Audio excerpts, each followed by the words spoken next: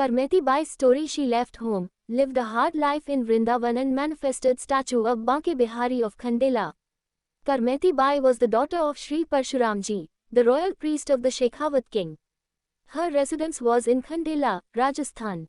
Sri Parshuramji was deeply engrossed in discussions about God and the chanting of his holy name. The profound influence of these spiritual activities left a significant mark on Karmeti. From a young age, Karmeti Bai listened to spiritual discourses regularly. Born into a great devotee's household and exposed to frequent discussions about God, her deep love for Lord Krishna blossomed. From childhood, she firmly believed that Krishna was her eternal life partner and that everything else was an illusion. Karmeti Bai's marriage. In earlier times, to preserve the purity of children, marriages were conducted before they reached adolescence, and daughters would remain with their parents until they came of age. Afterwards, through a ceremony known as Gauna, the couple would begin living together. The same tradition was followed for Karmeti Bai. She was married, and preparations for her Gauna were finalized as she approached adolescence. Her in-laws excitedly came to take her to her marital home. Sri Parshuramji arranged beautiful clothes and ornaments for his daughter's Gauna. However, when Karmeti Bai learned she was to leave for her marital home, a wave of deep concern swept her. She feared that there would be no discussions about God or devotion in her in-laws' household.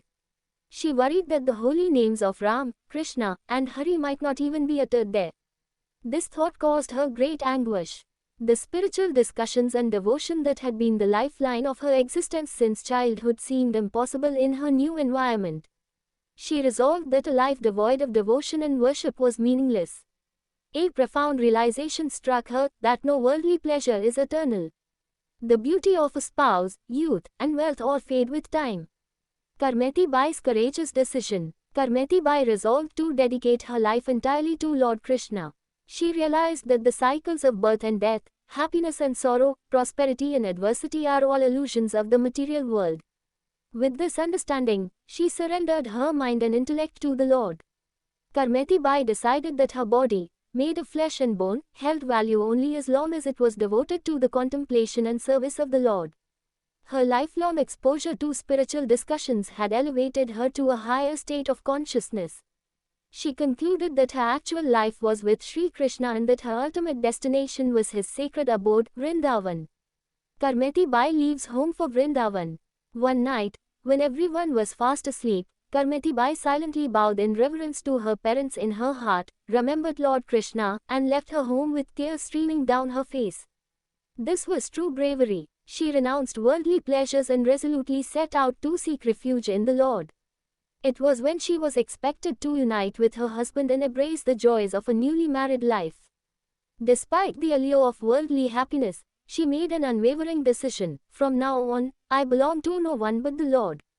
Immersed in the remembrance and love of the Lord, she began her journey to Vrindavan. She had no idea how to reach Vrindavan, yet unshakable faith in Lord Krishna guided her steps forward. The Lord's grace on Karmeti Bai. When someone renounces all worldly ties and takes refuge in the Lord, he embraces them unconditionally. Such a state is not achieved through effort or practice but through complete faith in the Lord. As Karmeti Bai took this courageous step, Lord Krishna filled her heart and mind. The Lord can't ignore anyone who takes a step toward him. As she advanced, Krishna captivated her mind with his divine beauty. His splendor was unparalleled, a magnificent form adorned with a peacock feather crown, cascading curly locks, a sandalwood tilak gracing his forehead, and lotus-like eyes radiating divine grace. It felt as if he was saying, I have been waiting for you. Come closer, I am ready to welcome you to my abode. Her heart was filled with waves of anticipation and joy.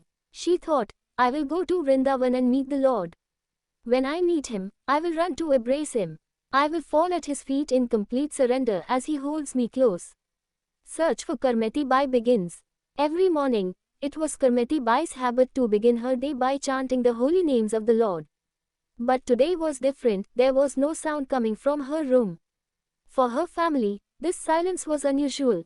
Her mother, whose day would typically start with the sound of Karmeti Bai's Naam Kirtan, noticed the quiet and thought, perhaps she slept late because of the visiting relatives. When the mother went to her room, she found it empty. Karmeti Bai was gone. This discovery caused an uproar in the household. A frantic search began, but there was no trace of her anywhere. Her parents were heartbroken. Their greatest worry was how to explain this to her in-laws.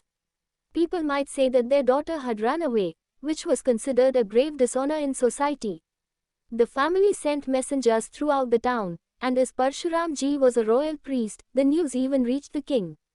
Royal soldiers were deployed to assist in the search for Karmeti Bai. Karmeti Bai hides in the skeleton of a camel. Karmeti Bai saw that royal soldiers were approaching on horseback. She realized that her father had started searching for her. There was no chance to escape now. Just then, she noticed a camel skeleton. Vultures and jackals had devoured it. It was decayed and emitted a foul odor. Karmeti Bai hid inside the skeleton.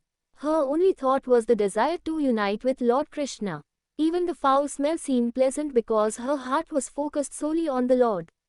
In such a situation, a true devotee feels no distress, even hell becomes a source of joy. The royal soldiers searched everywhere, but no one thought to look inside the skeleton. Karmeti Bai remained hidden in that foul-smelling skeleton for 3 days and nights. There was no pain, disgust, doubt, or complaint against the Lord. This is the nature of true love. The lover never blames their beloved. The devotee thinks, we set out for you. Even if I must stay here, it is part of your divine plan. On the 4th day, she came out from the camel skeleton. At that moment, a group of pilgrims, chanting the Lord's name, passed by. She followed them. They were heading towards the Ganges for a ritual bath. Seeing the beauty of the Ganges, Karmeti Bai joined them and bathed in the river. Karmeti Bai's penance and renunciation. After bathing in the Ganges, she reflected, gold necklaces, rings, and bangles, these do not befit a traveler on the path of devotion. She gave away her precious jewelry to Brahmins and priests. Now, she began thinking about her journey to Vrindavan.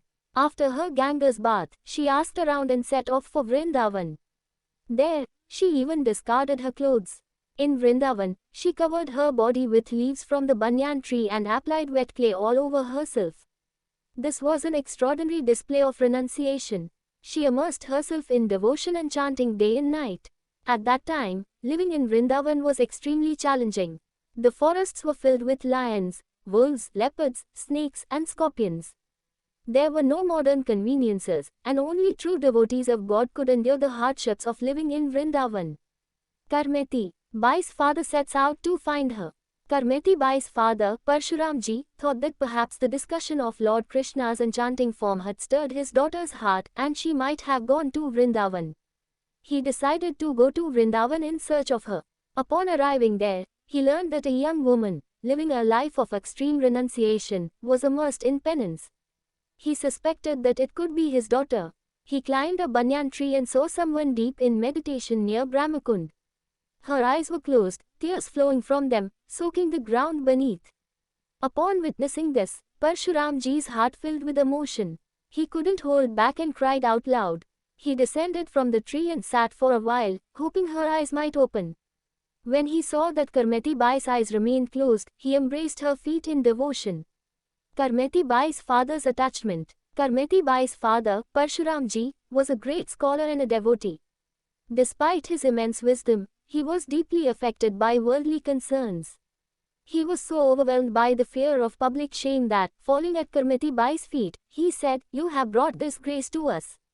We are the royal priests, and those who once bowed before us now mock us. Come back with me so that we can put an end to this public ridicule. If you don't want to go to your in-laws' house, don't. Stay at home and serve Lord Krishna. This is a forest. Here, lions and tigers could destroy your body.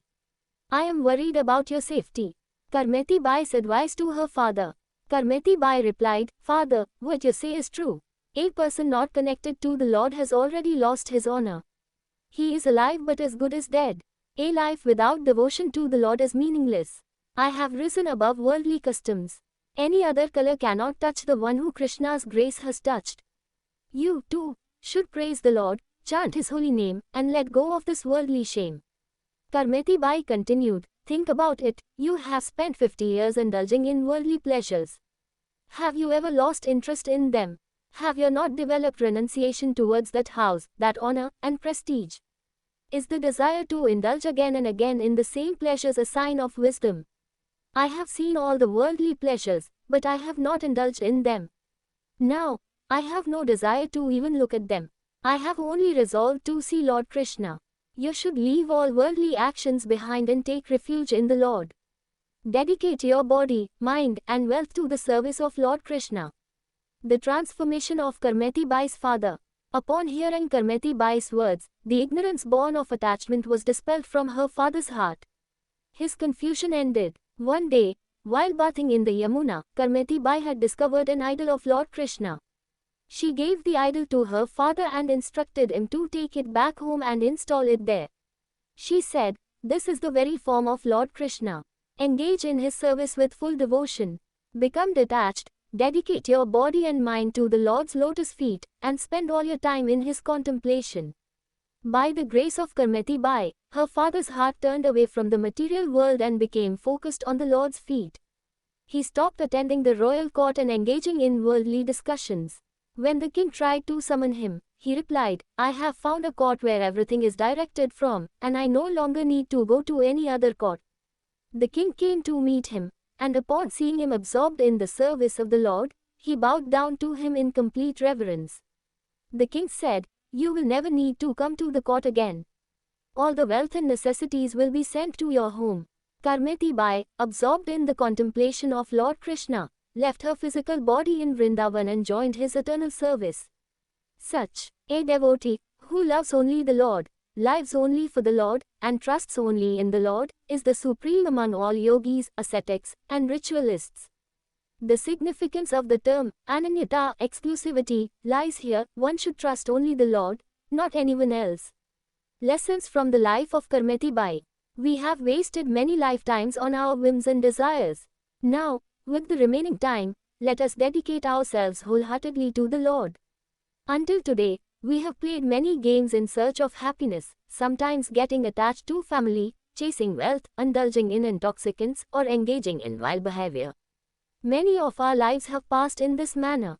Now, try playing this game of devotion in this lifetime. Whatever time remains, surrender it only to the Lord, becoming solely his devoted servant, and you will be blessed. However, you will be considered devoted to the Lord only when your life revolves around his constant contemplation, chanting of his name, meditating on his form, singing his divine pastimes, and seeking his holy abode. This is the supreme purpose of life.